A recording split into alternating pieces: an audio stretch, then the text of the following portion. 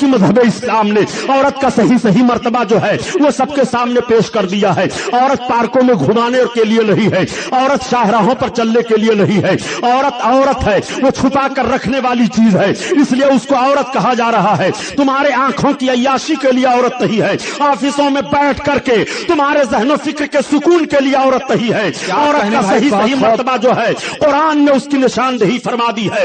میرے سرکار صلی اللہ تعالی علیہ وسلم نے حضرت خدیجہ کے ساتھ وہ حسن سلوک پیش فرمایا ہے کہ مکہ کی عورتیں دیکھنے کے بعد اپنے شوہروں کو چیلنج کر دیتی ہیں, تم ایسے زندگی گزارا کرو جیسے خدیجہ کے ساتھ محمد گزار رہے ہیں, تم ایسے رہا کرو جیسے خدیجہ کی زندگی گزر رہی ہے, تم ایسے رہا کرو جیسے خدیجہ اپنے شوہر کے ساتھ رہ رہی ہیں. ذرا دیکھو ان کے ماحول کو دیکھو, گویا آج ہی میرے سرکار نکاح فرمانے کے بعد دستور حیات عطا فرما رہے ہیں کہ اپنی بیویوں کے ساتھ تمہیں اس طرح سے رہنا چاہیے. اور قربان جاؤ نبی آخر الزماں صلی اللہ علیہ وسلم پر میرے سرکار نے حجۃ الوداع صحابہ کا مجمع تھا. نبی ارشاد فرماتے ہیں, اے میری قوم, میں تمہیں تمہاری عورتوں کے تعلق سے ڈراتا ہوں, تم ان کے حقوق کی پامالی نہ کرنا, تم ان کے ساتھ حسن سلوک سے پیش آیا کرنا. یہ نبی کونین ہی کا فرمان ہے. آقا نے ارشاد فرمایا, جس کا مفہوم عرض کر رہا ہوں, کہ جب شوہر و بیوی مسکرا کر کے ملتے ہیں تو اللہ تعالیٰ اس کی بخشش فرما دیتا ہے.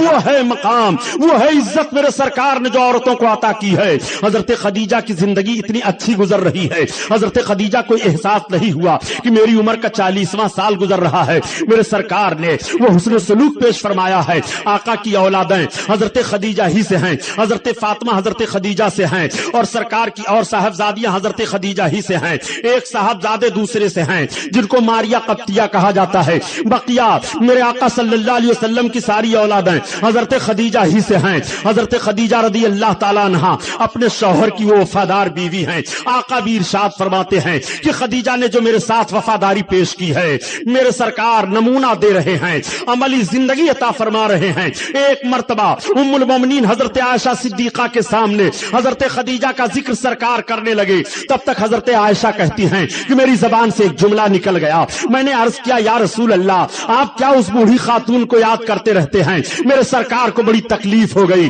حضرت عائشہ کہتی ہیں, اس وقت میں نے دیکھا کہ سرکار کو تکلیف ہوئی اور چہرے مبارک سے غصہ کے آثار ظاہر ہوئے, تو حضرت عائشہ کہتی ہے میں ڈر گئی اور میں نے پھر عرض کیا, یا رسول اللہ, اب میں کبھی بھی اس طرح سے نہیں کہوں گی. یا رسول اللہ, میں حضرت عائشہ فرماتی ہیں, اے لوگو, میں اللہ کے حبیب صلی اللہ علیہ وسلم کے سامنے اس جملے کو کہنے کے بعد اتنی شرمسار ہوئی, اور اسی تاریخ سے میں حضرت خدیجہ پر رشک کیا کرتی تھی. اس طرح سے میرے آقا صلی اللہ علیہ وسلم کی بارگاہ میں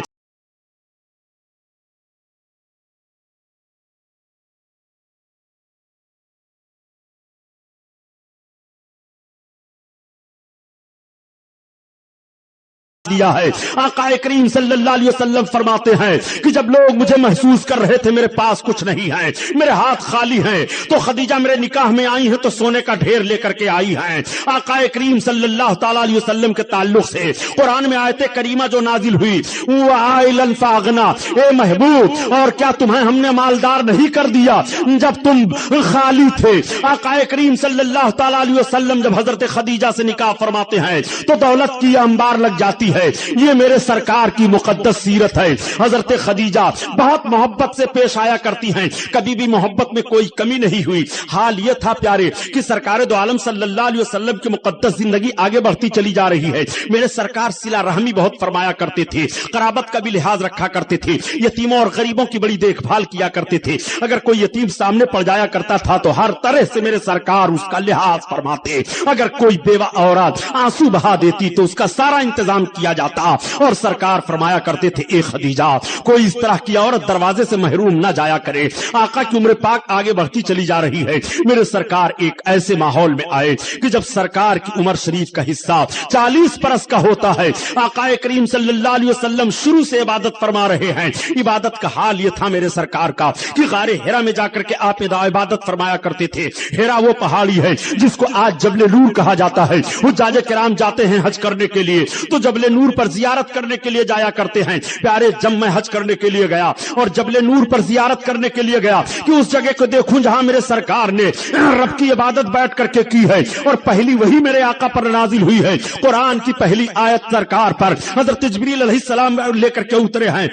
خدا کی قسم حیرت ہو گئی. جب وہاں آپ جائیے, آج بھی جبل نور کے نیچے یعنی ہیرا پہاڑی کے نیچے دیکھیے ایک بورڈ لگا ہوا ہے. اس بورڈ پر لکھا ہے, برادران اسلام آپ کو اطلاع دی جاتی ہے کہ آپ یہاں کوئی دعا نہ مانگیے, آپ یہاں کوئی نماز نہ پڑھیے, آپ یہاں کی کسی چیز کا احترام نہ کیجیے, آپ یہاں کی کسی چیز کو چومیے چاٹیے نہیں. اللہ کے رسول نے یہاں دعا مانگنے کا حکم نہیں دیا ہے. آپ یہاں کوئی نماز نہ پڑھیے, اللہ کے رسول نے یہاں نماز پڑھنے کا حکم نہیں دیا ہے. اب میں آپ سے پوچھنا چاہتا ہوں پیارے کہ غار ہیرا کے پاس نبی نے تو نماز پڑھنے کا تمہیں حکم نہیں دیا ہے, کیا تمہیں حکم دیا گیا ہے کہ تم سائن میں نماز پڑھو؟ کیا تمہیں حکم دیا گیا ہے کہ قادری مسجد میں نماز پڑھو؟ کیا تمہیں حکم دیا گیا ہے کہ تم یہاں دعا مانگو؟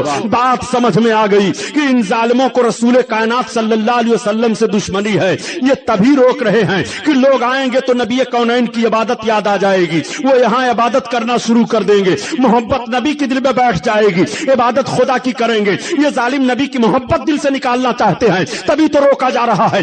دیکھنے کے بعد مجھے حیرت ہو گئی کہ جو قوم وحدانیت کا علم بردار بن رہی ہے اور توحید پرست کہہ رہی ہے, اس قوم کا حال یہ ہے کہ وہ عبادت سے ہمیں ایسی جگہ پر روکا جا رہا ہے. آخر عبادت کہاں کی جائے, آخر دعائیں کہاں مانگی جائیں؟ دعائیں تو وہی قبول ہوتی ہیں جہاں اللہ کے پیغمبر تشریف فرما ہو, دعا وہی قبول ہوتی ہے. جو مقدس جگہ ہو دعا وہاں قبول ہوتی ہے. جہاں اللہ کا کوئی نیک بندہ ہو دعا وہی قبول ہوتی ہے. جہاں کوئی اچھی چیز ہو دعا وہاں قبول ہوتی ہے. اب میں آپ سے پوچھنا چاہتا ہوں پیارے, ایسی جگہوں پر بھی دعا مانگنے سے روکا جا رہا ہے. میں نے غور کیا, آخر میرے سرکار پہاڑی پر, اس ہیرا کے پہاڑی پر کیوں بیٹھ کر کے عبادت کیا کرتے تھے؟ مکہ میں تو اور بھی بہت ساری پہاڑیاں پائی جا رہی ہیں, کسی بھی پہاڑی پر سرکار جلوہ افروز ہو جاتے. تو اندازہ یہی لگا مولانا کمال الدین صاحب, غور فرمائیے کہ ہیرا پہاڑی پر آج بھی چڑھ جانے کے بعد کعبہ دکھائی دے رہا ہے. آج جبکہ ساری بلڈنگیں بن گئی ہیں, اس وقت میرے آقا جب یہ ساری بلڈنگیں نہیں رہی, اس طرح سے راستہ صاف نہیں رہا, تو جہاں سرکار بیٹھ کر کے رب کو یاد کر رہے ہیں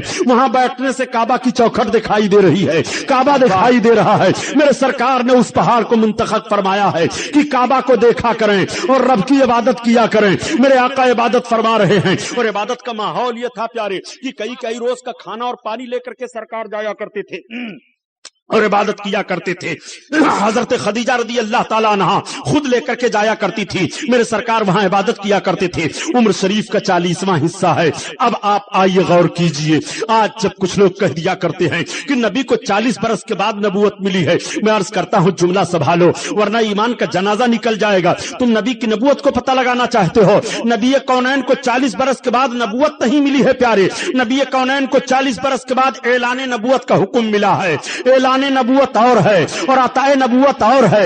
یہی وجہ ہے کہ صحابہ نے جب عرض کیا تھا کہ یا رسول اللہ آپ کب سے نبی ہیں, تو آقا ارشاد فرماتے ہیں میں اس وقت سے نبی ہوں جب آدم مٹی اور پانی کے درمیان تھے. تم نبی کی نبوت کو پتہ لگانا چاہ رہے ہو. صحابہ نے بھی پوچھا تھا آپ کب سے نبی ہیں, تو نبی نے فرما دیا تھا آقا کریم کو اعلان نبوت کا حکم 40 برس کے بعد ملتا ہے. نبی کونین صلی اللہ تعالی علیہ وسلم جلوہ افروز ہیں, وہی لے کر کے حضرت جبریل علیہ السلام نازل ہو رہے ہیں. پہلی وہی لے کر کے نازل ہوئے تو وہی کے نزول کی کیفیت جو احادیث کی کتابوں میں ہے وہ بیان کرنا مقصد نہیں ہے. حضرت جبریل ایسے انداز سے تشریف لائے, خدا کی قسم وہ میرے آقا کی شان ہے کہ حضرت جبریل آ رہے ہیں اور ہیرا پہاڑی کو ڈھانپ لیتے ہیں اور اس کے بعد سرکار کی بارگاہ میں حاضر ہو کر کے عرض کرتے ہیں اقرا پڑھو. سلام عرض کرنے کے بعد اقرا پڑھو, اقرا پڑھو.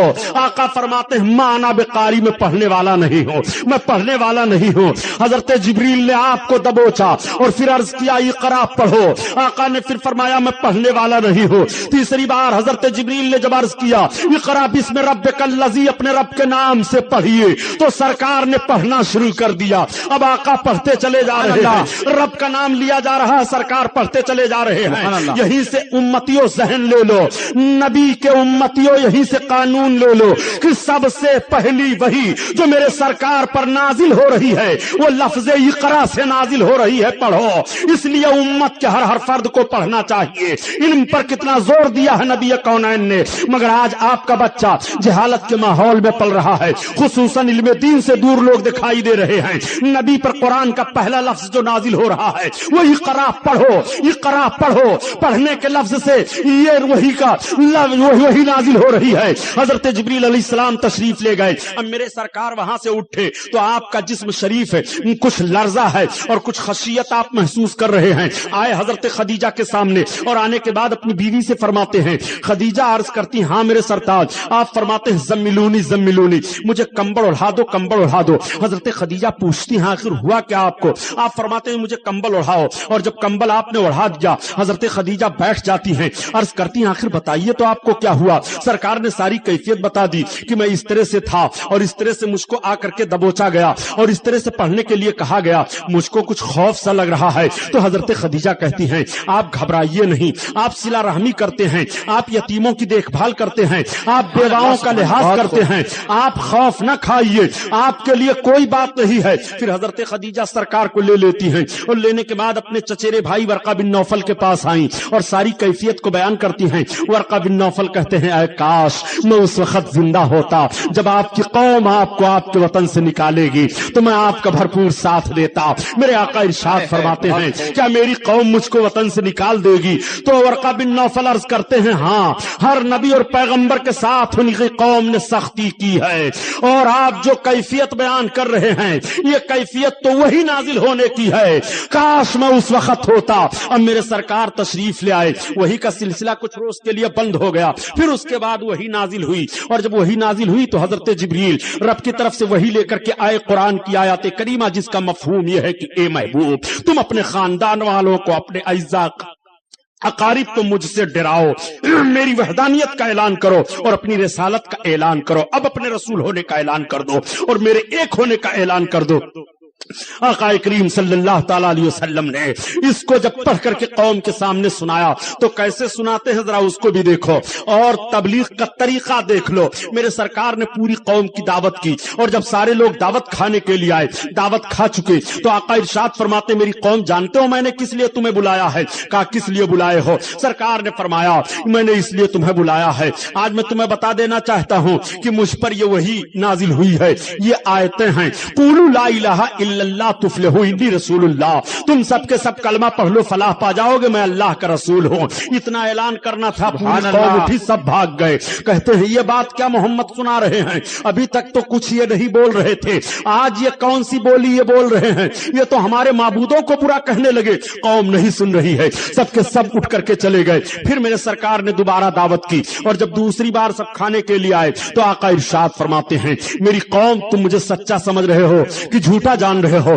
कौम ने कहा ए मोहम्मद हम तुम्हें सच्चा तस्लीम कर रहे हैं, आज तक तुम झूठ नहीं बोले हो, हम तुम्हें अमीन जान रहे हैं, आज तक तुमने कोई खयानत नहीं की है। आका इरशाद फरमाते हैं तो सुनो, मैं रिसालत व नबूवत के दर्जा पर फाइज हूं, मैं जो देख रहा हूं तुम नहीं देख रहे हो। सुनो, तुम कुलू कहो, तुम ला इलाहा इल्लल्लाह तुफ्लिहू, तुम सबके सब ला इलाहा इल्लल्लाह कहो फलाह पा जाओगे। ला इलाहा इल्लल्लाह का मतलब ये कहो कि अल्लाह के सिवा कोई माबूद नहीं है। जैसे इस बात को मेरे सरकार ने कहलवाना चाहा तो पूरे मक्का वाले, कोई लात को माबूद मान रहा था, कोई मनात को माबूद मान रहा था, कोई हुबुल को माबूद मान रहा था, कोई उज्जा को माबूद मान रहा था, कोई किसी को माबूद मान रहा था। उनके माबूद मानने का अजीब अंदाज था कि झोले में पत्थर लिए रहते ये हमारे माबूद साहब हैं, आटा का माबूद बना लेते हमारे माबूद साहब हैं, भूख लगती तो उसे पानी में भिगो कर खा लेते ये माबूद साहब हैं। इसलिए उनका मिजाज ऐसा माबूद के ताल्लुक से माज़अल्लाह बिगड़ा हुआ था। माबूद हकीकी की इबादत करने के बजाय वो न जाने कैसे कैसे माबूदाने बातिल अपने ख्याल में गढ़े बैठे थे।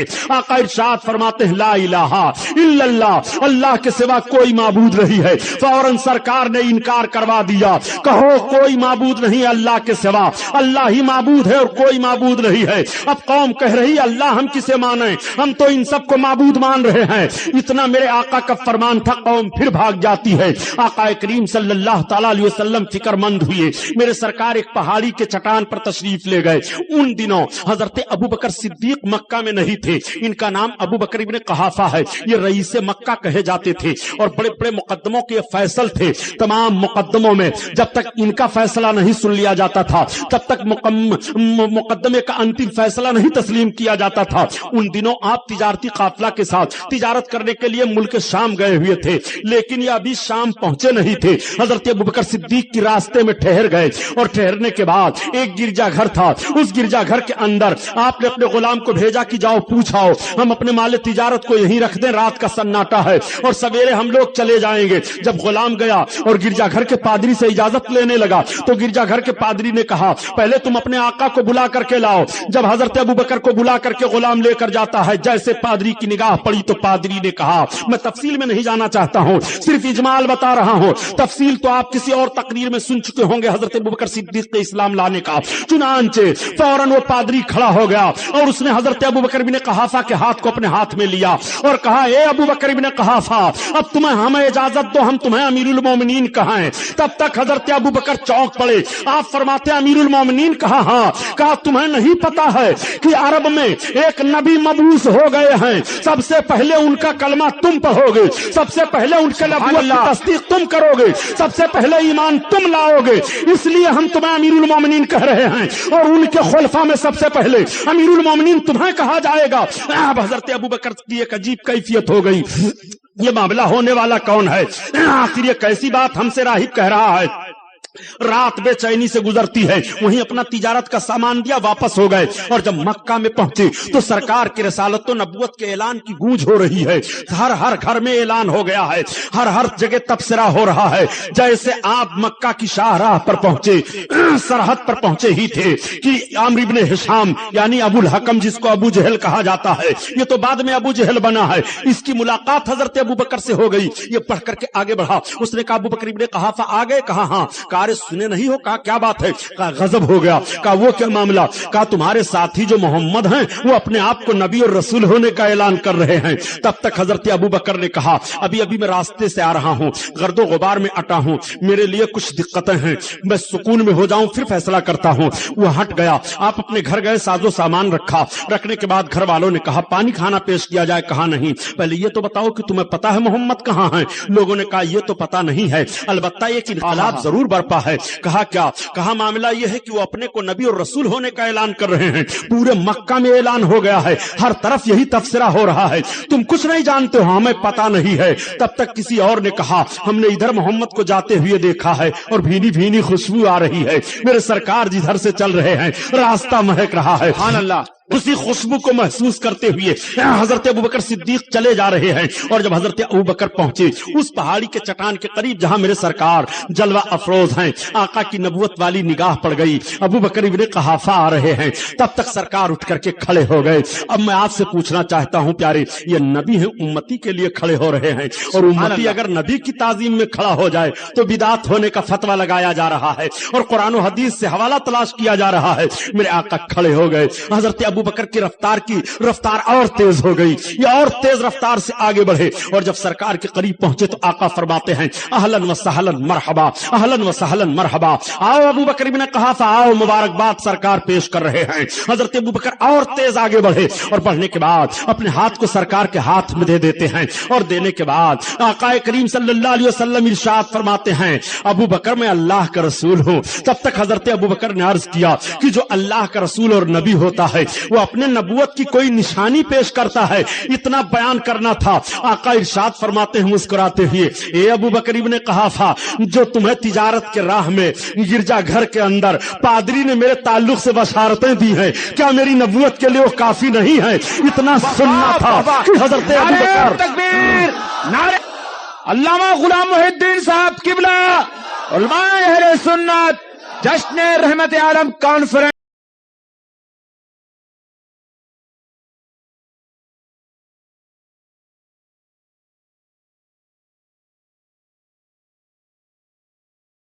حضرت ابو بکر ابن قحافہ کو اور کلمہ پڑھا کر مذہب اسلام میں داخل فرما لیا. یہیں پر بمبئی کے مسلمانوں تم اپنے ذہن و فکر کو صاف کرتے ہوئے سمجھتے چلو کتنی بدماش جماعت ہے یہ جو رسول کے علم پاک پر اعتراض کر رہی ہے. میں پوچھنا چاہتا ہوں سب سے پہلا شخص جو مذہب اسلام میں داخل ہو رہا ہے نبی کونین صلی اللہ علیہ وسلم کے علم غیب کو دیکھنے کے بعد یہ سرکار کا علم پاک ہے کہ نہیں, یہ غیب کا علم ہے کہ نہیں کہ راہب سے بات گرجا گھر میں ہو رہی ہے, نبی مکہ کی سرزمین پر موجود ہے اور مکہ کی سرزمین سے ساری باتوں کی نشاندہی ابو بکر ابن قحافہ کے سامنے کرتے چلے جا رہے ہیں. یہ پہلے مرد ہیں حضرت ابو بکر ابن قحافہ جو اسلام کا کلمہ پڑھ کر کے اسلام میں داخل ہوئے. چنانچہ بچوں میں سب سے پہلے کلمہ حضرت علی نے پڑھا, عورتوں میں سب سے پہلے کلمہ حضرت خدیجہ نے پڑھا, غلاموں میں سب سے پہلے کلمہ حضرت زید بن حارثہ نے پڑھا. یہ معاملہ اس طور سے ہوا کہ جب مورخین اور محدثین میں اختلاف ہوا کہ سب سے پہلے کلمہ کس نے پڑھا تو کسی نے کہا کہ سب سے پہلے کلمہ سرکار کی بیوی حضرت خدیجہ نے پڑھا, کسی نے کہا سب سے پہلے کلمہ حضرت علی نے پڑھا, کسی نے کہا سب سے پہلے کلمہ حضرت ابو بکر نے پڑھا, کسی نے کہا سب سے پہلے کلمہ آپ کے غلام زید بن حارثہ نے پڑھا. تو پھر محدثین اس کی تطبیق کر رہے ہیں کہ مردوں میں سب سے پہلے کلمہ حضرت ابو بکر صدیق نے پڑھا اور عورتوں میں سب سے پہلے کلمہ آپ کی بیوی حضرت خدیجہ نے پڑھا اور بچوں میں سب سے پہلے کلمہ حضرت علی کائنات نے پڑھا اور غلاموں میں سب سے پہلے کلمہ حضرت زید بن حارثہ نے پڑھا. یہ وہ اولین ہیں جو مذہب اسلام میں داخلہ لے رہے ہیں. اب میرے آقا ارشاد فرماتے ہیں, ابو بکر ابن قحافہ آقا سے عرض کرتے ہیں ہاں آقا. سرکار فرماتے ہیں اب مذہب اسلام کے فروغ کے لیے کوشش کرو. اب حضرت ابو بکر صدیق اپنے طور سے کوشش کر رہے ہیں اور سرکار اپنے طور سے تبلیغ فرما رہے ہیں. حضرت ابو بکر کی کوشش سے حضرت عثمان اسلام لائے, حضرت عبد الرحمن بن عوف اسلام لائے, حضرت سعد بن وقاص اسلام لائے, یہ بڑے حضرت عبیدہ بن جراح اسلام لائے. یہ بڑے بڑے صحابہ حضرت ابو بکر صدیق کی کوشش سے اسلام قبول کیے. حضرت ابو بکر صدیق کو بھی بڑی زحمتوں کا سامنا کرنا پڑا. ایک موقع ایسا بھی آیا تھا کہ پوری قوم اور خاندان کے لوگ مخالف ہو کر کے حضرت ابو بکر صدیق کو بھی زد و کوب کرتے ہیں, آپ کو بھی تکلیفوں کا سامنا کرنا پڑا. میرے آقا نے ارشاد فرمایا ابو بکر رو نہیں, اللہ تعالیٰ ہر سختی کے بعد آسانی عطا فرمائے گا, اسلام بڑھے گا, اسلام غالب ہوگا. چنانچہ جب یہ لوگ کلمہ پڑھ لیتے ہیں ایک تحریک چل جاتی ہے اور مکہ کی سرزمین پر کلمے کی تبلیغ کی جا رہی ہے. گھر گھر میں اختلاف پیدا ہو گیا ہے, باپ بیٹے میں اختلاف پیدا ہو گیا, بیٹی ماں میں اختلاف پیدا ہو گیا, شوہر و بیوی میں اختلاف ہو گیا ہے. یہ کیسا ماحول برپا ہے مکہ کی سرزمین پر. مکہ کے لوگ آپس میں ایک دوسرے سے الجھ جایا کرتے ہیں, سرکار کا کلمہ پڑھ کر کے دامن میں بھی آ رہے ہیں اور مخالفت کرتے ہوئے بھاگ بھی رہے ہیں. اب کچھ بدماشوں کو فکر لاحق ہو گئی کہ محمد نے کیسا ماحول پیش کر دیا ہے کلمہ پڑھنے کا, لوگ ان کے پاس آتے جا رہے ہیں اور داخلہ لیتے چلے جا رہے ہیں. چنانچہ 8ویں نمبر پر حضرت بلال رضی اللہ تعالیٰ عنہ کا نمبر ہے, یہ 8ویں نمبر پر مسلمان ہوئے ہیں. حضرت بلال کا بڑا درد انگیز واقعہ ہے. واقعہ سنانا مقصد نہیں ہے بلکہ آج آپ کو میں بتا دینا چاہتا ہوں کہ آپ مذہب اسلام پر کتنی سختیاں اٹھائے ہو. اگر آپ ایک وقت کا فاقہ کر لو تو شاید آپ بددل ہو جاؤ گے, آپ کو ایک تھپڑ مار دیا جائے تو شاید آپ معاذ اللہ کلمہ چھوڑ دو گے, آپ کو کالی کوٹھری میں بھیج دیا جائے تو آپ سوچو گے کہ ہم کو اتنی دشواریوں میں مبتلا کر دیا گیا ہے. مگر میں آپ سے پوچھنا چاہتا ہوں مسلمانوں, رسول اللہ صلی اللہ علیہ وسلم کے سامنے آقا کے غلام کو کس طرح سے ستایا جا رہا ہے. حضرت بلال کا معاملہ یہ تھا کہ مکہ کے ایک بڑے رئیس امیہ بن خلف کے یہ غلام تھے اور جب یہ کلمہ پڑھ کر کے مسلمان ہوئے تو امیہ بن خلف نے کہا اے بلال تو میرا غلام ہے, محمد کا کلمہ پڑھ رہا ہے, ان کے دین کو تو نے قبول کر لیا ہے. حضرت بلال نے کہا دیکھو جسمانی طور پر تو تم جتنی خدمت مجھ سے لینا چاہو میں کرنے کے لیے تیار ہوں, مگر یہ دل میں نے محمد کو دے دیا ہے, میں نے ان کے خدا کو مان لیا ہے اور میں نے ان کو رسول تسلیم کر لیا ہے. امیہ نے مارنا شروع کر دیا اور حضرت بلال کو اتنا مارا جا رہا تھا کہ رسیوں میں ہاتھ پیر باندھ کر کے بچوں کے حوالے کر دیا جاتا تھا. مکہ کی ریت پر گھسیٹا جا رہا ہے, بڑے بڑے پتھر ان کے سینے پر رکھے جا رہے ہیں. یہ تقریر کے الفاظ نہیں ہیں پیارے, یہ تاریخ کے الفاظ سامنے رکھ رہا ہوں کہ حضرت بلال کے جسم کی چمڑی ادھر گئی ہے, حضرت بلال چیخ رہے ہیں. امیہ کہہ رہا ہے تیری جان ابھی جانے میں چند منٹ باقی ہے, تو محمد کا کلمہ چھوڑ دے. لیکن حضرت بلال اپنی زبان سے گویا یہ مفہوم دے رہے ہیں کہ حلق پر تیغ رہے, سینے پر جلاد رہے, لب پر تیرا نام رہے, دل میں تیری یاد رہے. سن لے, میں نے اپنی زبان سے محمد کے خدا کی وحدانیت کا اقرار کر لیا ہے اور ان کو رسول مان لیا ہے. اب تیر و تلوار اور مکہ کی ریت پر گھسیٹتے ہوئے اور پتھر کے زور پر ہم کو تم مسلمان سے الگ نہیں ہو کر سکتے ہو, میں اسلام نہیں چھوڑ سکتا ہوں. حضرت بلال کو بہت ستایا جا رہا ہے. حضرت ابو بکر صدیق صدیق ادھر سے جا رہے تھے, نگاہ پڑ گئی, حضرت ابوبکر صدیق دیکھتے ہیں اور دیکھ کر کے مایوس چلے آتے ہیں. حضرت بلال کو مارا جا رہا ہے اور باندھ کر کے تکلیف دی جا رہی ہے. سرکار کی نگاہ پڑی, آقا فرماتے ہیں کہ ابوبکر ابن قحافہ, عرض کرتے ہاں یا رسول اللہ, بتاؤ کیا بات ہے, آج چہرہ تمہارا کیوں اداس ہے؟ عرض کرتے ہیں یا رسول اللہ, میں آ رہا تھا اور امیہ جو رئیس مکہ ہے وہ حضرت بلال جو کلمہ آپ کا پڑھ چکے ہیں غلام ہیں ان کو مار رہا تھا, ان کی مار کو دیکھ کر کے میں برداشت نہ کر سکا. یا رسول اللہ, آپ اگر ہمیں اجازت دیں سرکار تو میں خرید کر کے بلال کو آزاد کر دوں. آقا ارشاد فرماتے ہیں اے ابو بکر, بلال کے خریدنے میں مجھے بھی شریک کر لو. اتنا کہنے کے بعد اب حضرت ابو بکر صدیق آگے بڑھے اور آنے کے بعد کہتے ہیں امیہ کہاں, ہاں, کہا یہ بتاؤ تم اس غلام کو مار رہے ہو, بیچو گے بھی؟ کہا ابو بکر میں تو سمجھتا تھا تم بڑے اچھے تاجر ہو, اس حبشی غلام کو کیا کرو گے؟ کہا مجھے دے دو, جتنی قیمت کو ہمیں دینے کے لیے تیار ہوں. کہا دے دو گے؟ کہا ہاں. 2000 درہم اس نے بتایا اور کچھ شرطیں رکھی. حضرت ابوبکر صدیق نے پیش کر دی اور حضرت بلال کو خرید کر آزاد کر دیا. اب ساتھوں ساتھ سرکار کی بارگاہ میں حضرت بلال کو لا رہے ہیں. اب جب بلال آئے تو آقا ارشاد فرماتے ہیں دیکھو اسلام کا ہلال آ رہا ہے, اسلام کا چاند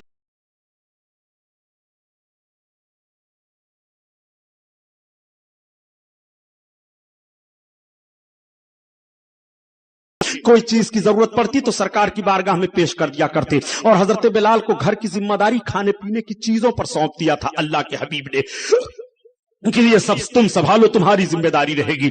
حضرت بلال آزاد ہو گئے.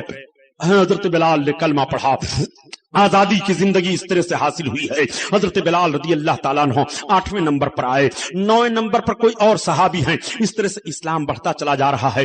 ایک خفیہ میٹنگ حضرت ارقم رضی اللہ تعالیٰ عنہ ایک صحابی ہیں ان کے گھر میں ہوتی ہے. چنانچہ تمام لوگ آ کر کے چپکے سے وہیں کلمہ پڑھتے ہیں. ابھی علل اعلان اس طرح سے کلمہ پڑھنے والے نہیں گھوم رہے ہیں. چند لوگ جو مشہور ہیں انہی کے کلمہ پڑھنے والوں کو, کلمہ پڑھنے کو مکہ کے لوگ جان پائے ہیں, ان کو بھی تکلیف دینے کی کوشش مکہ کے لوگ کر رہے ہیں.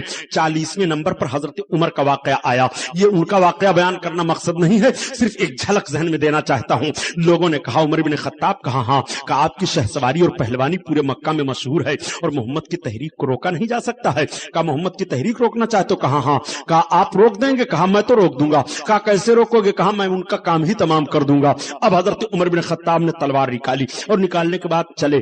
جا ہی رہے تھے کہ راستے میں ایک صاحب مل گئے. انہوں نے کہا کہ عمر بن خطاب کہاں کا ارادہ ہے؟ کہ محمد کو قتل کرنے جا رہا ہوں معاذ اللہ. یہ اس طرح سے جیسے انہوں نے کہا کہ محمد کو قتل کرنے. کہا ہاں. کہا ذرا اپنے گھر کی پہلے خبر تو لے لیجئے. کہا گھر کا معاملہ کیا ہوا؟ کہا محمد کا کلمہ تو آپ کی بہن بھی پڑھ رہی ہیں, آپ کے بہنوئی بھی تو پڑھ رہے ہیں محمد کا کلمہ, آپ کے بہنوئی حضرت سعید تھے.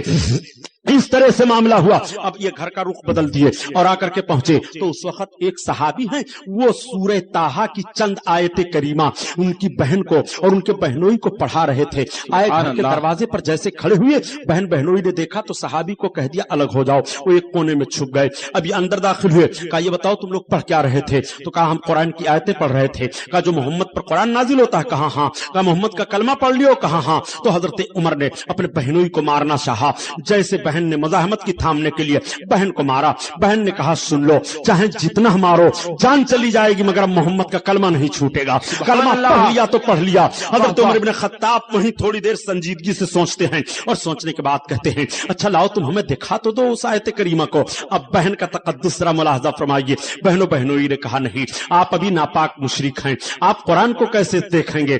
چند تختی پر وہ آیات کریمہ تھی لکھی ہوئی. ان ٹکڑوں کو دیکھنے کے بعد حضرت عمر بن خطاب آپ کی آنکھیں بھیگ گئیں اور آپ اسی حالت میں آگے بڑھ گئے. میرے سرکار بیٹھے ہیں اور میٹنگ ہو رہی ہے. آپ کے چچا حضرت حمزہ اسلام لا چکے ہیں. چنانچہ کچھ لوگوں نے خبر کر دی یا رسول اللہ عمر بن خطاب آ رہے ہیں, وہ دکھائی دے رہے ہیں, تلوار ننگی لا رہے ہیں. آقا فرماتے ہیں عمر بن خطاب کے لیے دروازہ کھول دو. آپ کے چچا اٹھ کر کے جوش میں کھڑے ہو گئے اور اپنے ہاتھ میں تلوار لے لی. کہا سنو, عمر کی تلوار کا جواب میں دینا جانتا ہوں. اگر ان کی نیت ٹھیک ہے تو صحیح, ورنہ عمر کی تلوار ہوگی, عمر کی گردن ہوگی. ابھی دیکھ لینا تم لوگ. حضرت امیر حمزہ جوش سے کھڑے ہوئے. دروازہ کھلا ہوا ہے. حضرت عمر بن خطاب آئے اور آنے کے بعد آپ اسی حالت میں آقا کے قدموں پر گر پڑے. سر ان کے قدم پر ہے اور عرض کر رہے ہیں یا رسول اللہ مجھے کلمہ پڑھایا جائے. میرے سرکار نے کلمہ پڑھایا اور کلمہ پڑھانے کے بعد اسلام میں داخل کر لیا. وہیں پر پہلا نعرہ صحابہ نے لگایا تھا, نعرہ تکبیر, اللہ اکبر. اب سارے صحابہ باہر نکل پڑے. حضرت عمر بن خطاب نے کہا باہر نکلیے. سارے لوگ باہر باہر نکل گئے، آقا سے عرض کرتے ہیں یا رسول اللہ آپ نبی برحق ہیں؟ سرکار نے فرمایا ہاں۔ حضرت عمر بن خطاب عرض کرتے ہیں یا رسول اللہ ہمارا خدا ایک ہے؟ آپ نے فرمایا ہاں۔ تو عرض کرتے ہیں یا رسول اللہ ہم آپ کو اللہ کے رسول مان رہے ہیں، ہم خدا کو آپ کے کہنے پر ایک مان رہے ہیں، اب ہمیں ان مشرکوں سے ڈرنا نہیں ہے۔ کعبہ کی چوکھٹ پر حضرت عمر بن خطاب آئے اور آنے کے بعد اعلان فرماتے ہیں کہ جس کو اپنے بچوں کو یتیم کرنا ہو، اپنی عورتوں کو بیوہ کروانی ہو، وہ آئے ہمارے سامنے سن لو۔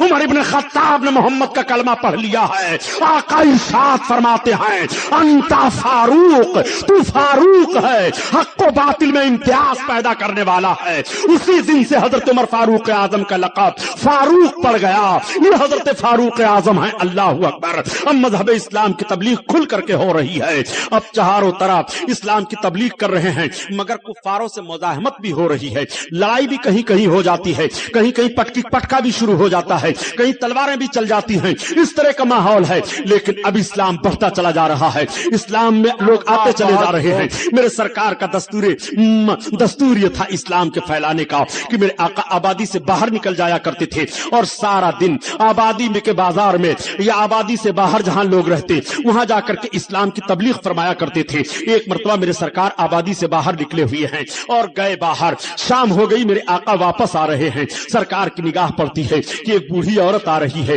وہ بوجھ لیے ہوئی ہے، لیکن کبھی وہ اپنے بوجھ کو لے کر کے چلتی ہے اور کبھی زمین پر رکھ دیتی ہے۔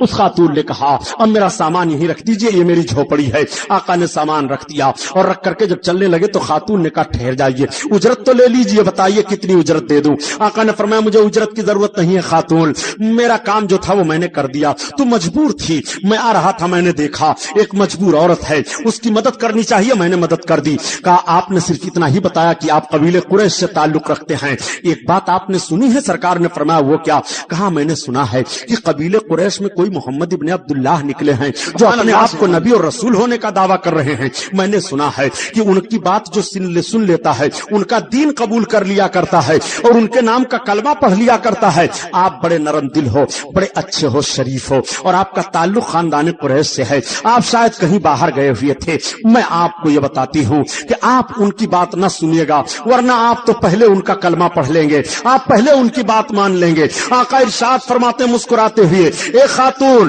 کیا ان محمد کو تم نے دیکھا ہے؟ اس خاتون نے کہا نہیں مجھے دیکھنے کی ضرورت نہیں ہے، میں نے سنا ہے کہ جو ان کو دیکھ لیتا ہے ان کا مذہب قبول کر لیتا ہے۔